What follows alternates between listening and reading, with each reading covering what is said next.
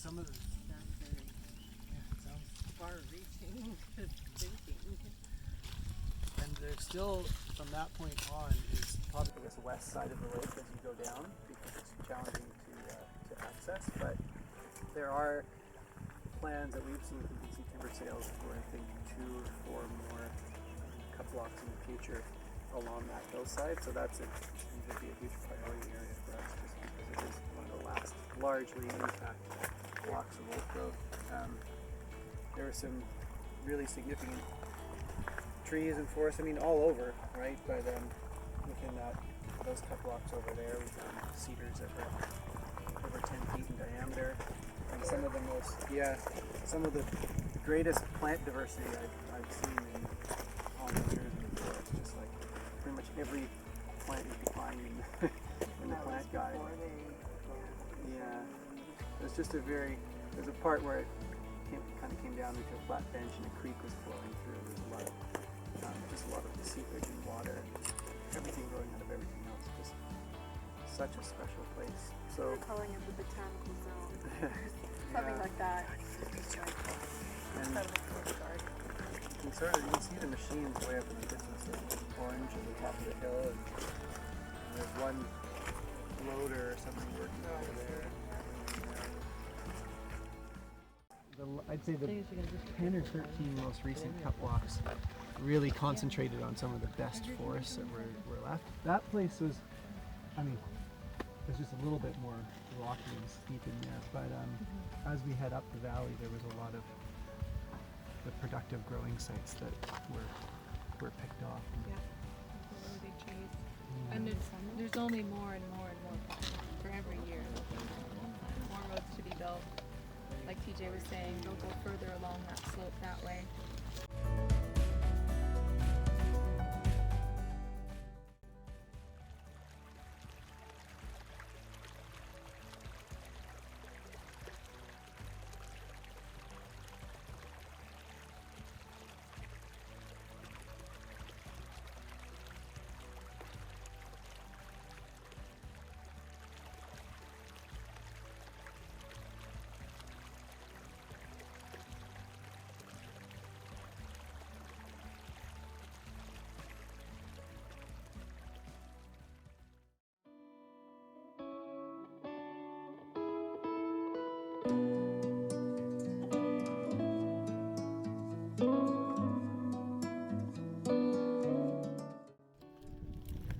Probably upwards of 1,000 years old. See, stuff like that shouldn't be allowed to happen. So when we arrived here in May of 2018, the tree that was attached to that stump was still standing. It was over about 10 feet in diameter, 215 feet tall, and according to the BC Big Tree Registry, it was about the 9th widest in the province. We released a media release around that and had put that information out there, but despite that, it was cut about 2 or 3 weeks later. Such a significant tree, and today what's left is this stump. And I thought it'd be good to come here just as a contrast to the beauty that we see in this valley is also the destruction. And this tree, more than any, I think, became the central focal point and a kind of rallying cry for the need to protect old growth forests and then the mint.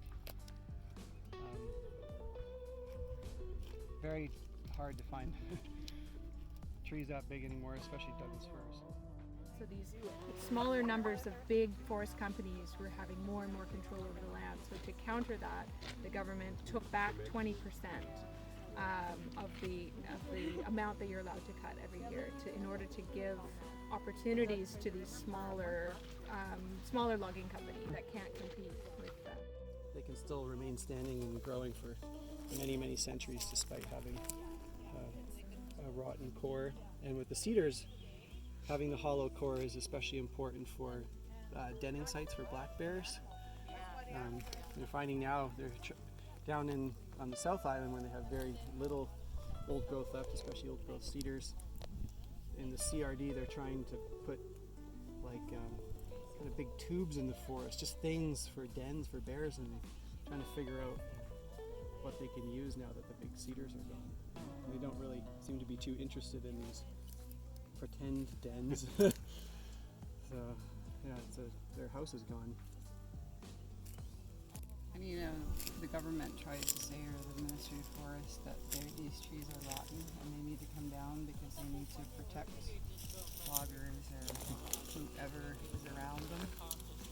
And it's not true. Like TJ was saying, they can stand up for centuries beyond.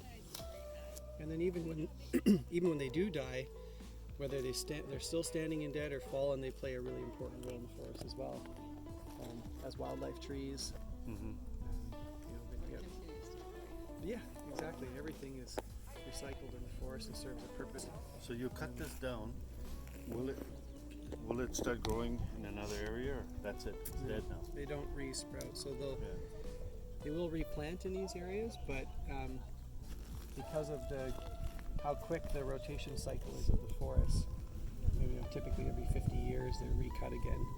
You'll never see forests or trees like this ever again, unless you wait 500 or 1,000 years, but nobody's doing that. It's just kind of quick rotation, second, third, fourth growth forest after that. And how far up the tree is rotten? Hard to know. I don't recall, like it was cut into a few lengths, but it seemed really solid as you went up the tree. Sometimes it only go a couple meters, sometimes go 10 meters. Yeah, but like seeing the tree when it was here, I mean, it looked as healthy as say that other one over there. It had a broken top, but it was still just covered in living branches. It was just fine. The strength, of this tree, despite having that core like that, was still not going anywhere for a long time. They just don't have any value. No, they don't. Yeah. Yeah. So they'll might burn them. So they take them down and then they just leave them? Yeah. I know a friend of mine says that they get permits to come into places like this to salvage. Yeah, and Like that's the wind is Warren was really saying that they do salvage, hard, right? like, Yeah. too. So it could be that. Yeah. Right?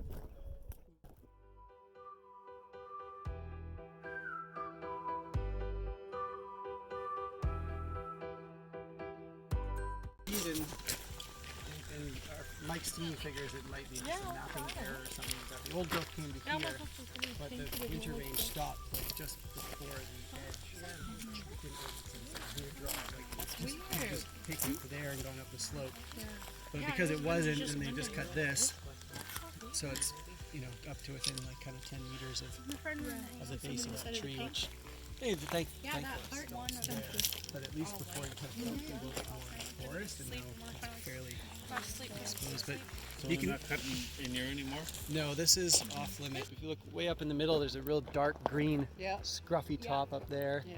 Another one way up the slope up there, and then the monumental cedar here just to the left. That's such an impressive tree. Here, there's a couple marks, and going up there's a few different diagonal lines that are probably bear claw marks from one scratching the tree. They're fairly faint, but anywhere you see like those angled lines. That is so unbelievable. Yeah. So the tree that we just went to look at would be like a tree like this. Smaller than 15 centimeters. Right? Smaller than We're this. the real big ones, just another Oh my short god. walk up. So when these trees grow, what happens? The roots continue to spread, or do they, you know what I mean? They Yeah. both, yeah. So the roots will fan out. Douglas fir has a big tap root that will go down if it can. And they're growing out and up. And pretty tall. This one has a broken top, but it's, I'm sure, well over 200 feet. But historically, I figure Douglas fir has reached over 400 feet tall. Yeah. They Tallest. might have been the tallest trees in the world. We'll So- never know for sure, but they might have been in North Vancouver. Oftentimes with the Douglas firs like this, their tops often break off So- because they're so much taller than the rest of the trees. They're vulnerable to the wind. So you often have them with broken tops. But, Unless you have a bunch of them together.